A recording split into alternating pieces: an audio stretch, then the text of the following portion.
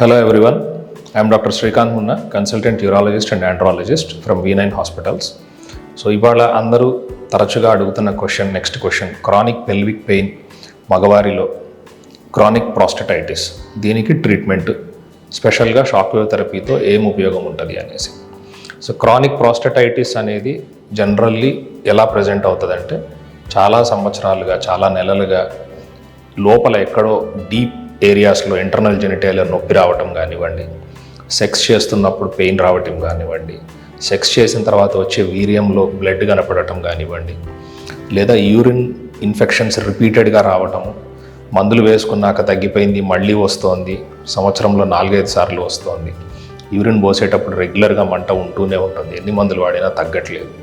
ఇట్లాంటివన్నీ ఏంటంటే deep seated ఆర్గాన్స్లో ఉన్న ఇన్ఫెక్షన్స్. ఇది ప్రాస్టటైటిస్ అలాగే సెమెనల్ వెసైకులైటిస్ అంటే సెమెన్ తయారయ్యే ఏరియా. టెస్టిస్ నుంచి వీర్యం తయారవుతుంటుంది. మనకు వచ్చే సెమెన్లో 0.5 ml మాత్రమే టెస్టిస్ నుంచి వస్తుంది. మిగతా 1.5 to 2 ml యావరేజ్గా సెమెనల్ వెసైకల్స్ అనే ఫ్లూయిడ్ నుంచి వస్తుంది. సో ఇవన్నీ ఇంటర్ కనెక్టెడ్. టెస్టిస్ నుంచి పైప్స్ వీర్యం తీసుకొస్తూ వచ్చే దారిలో సెమెనల్ వెసైకల్స్ నుంచి ఫ్లూయిడ్ కలెక్ట్ చేసుకొని మూత్రం దారి లోపలికి వచ్చి మూత్రం దారి నుంచి అంగంలో నుంచి బయటకు వస్తూ ఉంటుంది. ఈ మూత్రం దారి చుట్టూతా ఉండే గ్రంథే ప్రాస్టేట్. ప్రాస్టేటిక్ సెక్రేషన్స్ కూడా సెమెనల్ ఫ్లూయిడ్కి యాడ్ అవుతాయి. సెక్స్ చేసేటప్పుడు, ఫోర్ ప్లే చేసేటప్పుడు ముందు వచ్చి జిగురు లాంటి ఫ్లూయిడ్ ప్రాస్టేటిక్ సెక్రేషన్స్. సో ఇవన్నీ ఒకే దారిలో ఉండటం వల్ల ఒక చోట ఇన్ఫెక్షన్ వచ్చినా మిగతా చోటకి స్ప్రెడ్ అవ్వటం, ఒక చోట ట్రీట్ అయినా మిగతా చోట నుంచి మళ్ళీ ఇబ్బందిని క్రియేట్ చేయటం, ఇవి రొటీన్గా జరుగుతూ ఉంటాయి. సో ఈ ప్రాస్టటైటిస్ పేషెంట్స్ యొక్క బాధ విపరీతంగా ఉంటుంది. ఎట్లా అంటే ఏం పని చేసుకోలేరు, కనీసం కూర్చోలేరు ప్రశాంతంగా. కూర్చుంటే లోపల ఎక్కడో పెయిన్ తెలుస్తూ ఉంటుంది, యూరిన్ పోస్తే పెయిన్ అనిపిస్తూ ఉంటుంది, మాటిమాటికి యూరిన్ వస్తూ ఉంటుంది, సెక్స్ చేస్తే ఇన్ఫెక్షన్ పెరుగుతుంటుంది, చేస్తే అవతల ఫీమేల్ పార్ట్నర్కి కూడా స్ప్రెడ్ అవుతూ ఉంటుంది, ఆమెకి ఇబ్బంది వస్తూ ఉంటుంది. సో ఈ వీళ్ళందరూ ఏంటంటే ఒకసారి ఒక డాక్టర్ని అంటిపెట్టుకొని ఉంటే వదలరు, మల్టిపుల్ డాక్టర్స్ని విజిట్ చేస్తూ ఉంటారు, ఎక్కడ వీళ్ళకి ప్రాపర్గా క్యూర్ అవ్వదు. అది డాక్టర్ తప్పు కాదు, ట్యాబ్లెట్ తప్పు కాదు, ఆ వ్యాధి అలాంటిది. సో దీనికి రీసెంట్గా మంచి రిజల్ట్స్ కనిపిస్తున్న therapy is piezo electric shock wave therapy, ESWT. ఏదైతే రాళ్ళు పగలగొట్టడానికి పరికరం వాడుతుంటారో, ఎరెక్టైల్ డిస్ఫంక్షన్ వాడటానికి దాన్ని కాంపాక్ట్ డివైస్గా తయారు చేశారు, అదే డివైస్ మనకి ప్రాస్టటైటిస్కి కూడా ఒక మంచి ట్రీట్మెంట్ ఆప్షన్ ఇస్తుంది. మెయిన్గా ప్రాస్టటైటిస్ ఎందుకు ఇంత ఇబ్బంది క్రియేట్ చేస్తుంది సార్, మందులు ఎందుకని లేవు అంటే, ఏ ఇన్ఫెక్షన్కైనా జనరల్గా మనం యాంటీబయాటిక్స్ వాడుతుంటాం. యాంటీబయాటిక్స్ అనేది మనం వేసుకున్నప్పుడు అవి రక్తంలోకి అబ్జార్బ్ అయ్యి రక్తంలో నుంచి ఆ ఏరియా ఎక్కడైతే ఎఫెక్ట్ అయ్యిందో అక్కడ పోయి అది బ్యాక్టీరియాతోటి ఫైట్ చేసి గెలవాల్సిన పరిస్థితి ఉంటుంది. సో రోడ్ ఏదైతే రక్తనాళము రక్త ప్రసరణ ఉంటుందో అది ఇంపార్టెంట్ ఏ యాంటీబయాటిక్ అయినా ఒక ఆర్గాన్కి చేరడానికి. సో అందుకే మనం షుగరు బీపీ పేషెంట్లలో కూడా చూసుకుంటే వాళ్ళకి రక్తం నాళాలు సన్నబడ ఉండటం వల్ల ఇన్ఫెక్షన్స్ తొందరగా హీల్ అవ్వవు, ఎందుకంటే యాంటీబయాటిక్ పవర్ అక్కడ దాకా రీచ్ అయ్యేది సరిపోదు. సో ప్రోస్టేట్ కూడా అట్లాంటి గ్రంథి.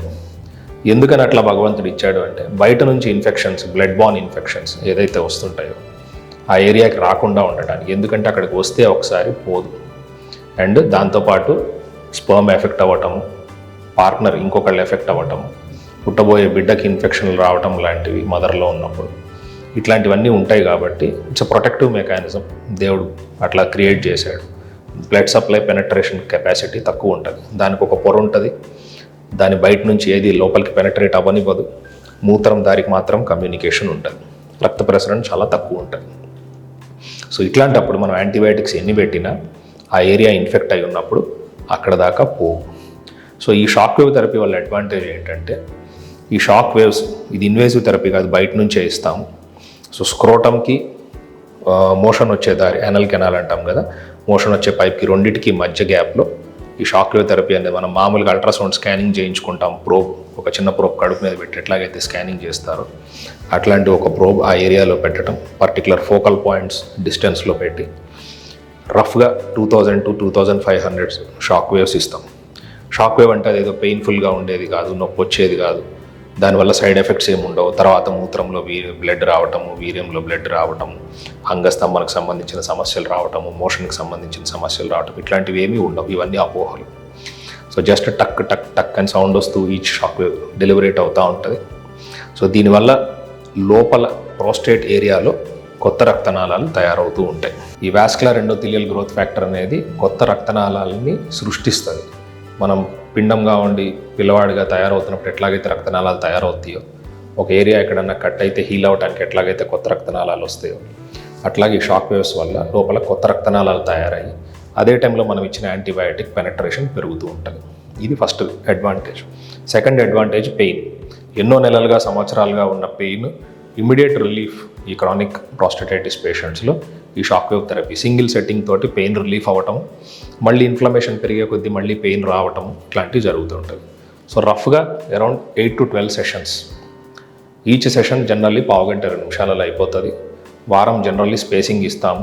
ఎవరైనా దూరం నుంచి వస్తుంటే వారానికి 2 సెషన్స్ లేదా ఒకే రోజు 2 సిట్టింగ్స్ పెట్టించుకొని వెళ్తూ ఉంటారు. But best technique, best protocol ఏంటంటే అట్లీస్ట్ 5 to 7 డేస్ గ్యాప్ తోటి 8 to 12 సెషన్స్ తీసుకుంటే ఈచ్ సిట్టింగ్ తోటి మీ పెయిన్ రెడ్యూస్ అవుతూ ఉంటుంది. ది పర్సంటేజ్ ఆఫ్ పెయిన్ ఈ సెషన్ బై సెషన్ రెడ్యూస్ అవుతూ ఉంటుంది. అదే టైంలో మనం antibiotic course minimum 3 weeks course వాడాల్సి ఉంటుంది ప్రాస్టేటైటిస్లో.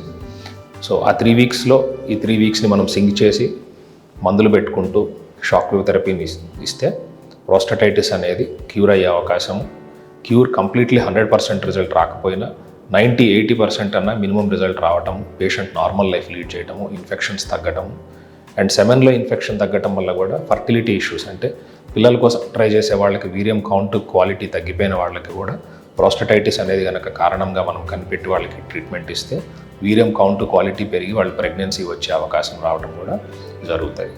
Thank you.